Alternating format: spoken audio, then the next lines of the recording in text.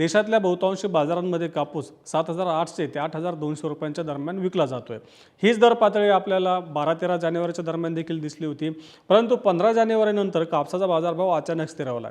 त्याचं महत्त्वाचं कारण म्हणजे सीसीआयच्या कापसाची विक्री हे सांगितलं जातं। मग आता तुम्ही म्हणाल की सीसीआयच्या कापसाच्या विक्री आणि आमच्या कापसाचा बाजारभाव यांचा नेमका संबंध काय? तर आपण सुरुवातीपासून आढावा घेत होतो की यंदा सीसीआयची कापूस खरेदी मोठ्या प्रमाणात वाढते।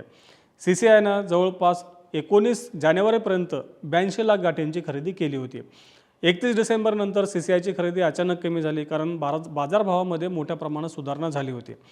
आता सीसीआयने कापूस विक्री सुरू केल्यानंतर बाजारामध्ये कापसाचा पुरवठा वाढला। म्हणजे आपण जिथं कापूस विकतो, जसं ज्या बाजारांमध्ये आपण कच्चा कापूस विकतो तिथं हा कापूस गेला नाही, परंतु जिथं सूतगिरण्यांना मोठ्या प्रमाणात कापूस लागतो, जिथं कापसापासून सूत तयार होतं, त्या उद्योगांना कापूस गाठी पाहिजे तेवढ्या मिळायला सुरुवात झाली। म्हणजे मागणीप्रमाणे कापसाच्या गाठी उपलब्ध व्हायला सुरुवात झाली।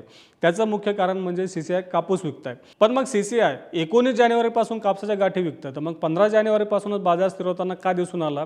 तर 15 जानेवारीला सीसीआयने एक नोटीस काढली होती की 19 जानेवारीपासून सीसीआय कापसाची विक्री करणार आहे। तेव्हापासूनच बाजाराचं लक्ष लागलं होतं की सीसीआय नेमकं कापूस विक्रीचे दर काय ठेवतं। जेव्हा सीसीआयने 19 तारखेला पहिला लिलाव जाहीर केला किंवा पहिला लिलाव पार पडला, त्यावेळी सीसीआयनं जी काही फ्लोर प्राइस आहे ती 55,000 ते 57,000 रुपये प्रतिखंडी एवढे ठेवले होते, आणि हीच किंमत आजपर्यंत देखील स्थिर आहे। म्हणजे त्यामध्ये ना वाढ झाली ना घट झाली।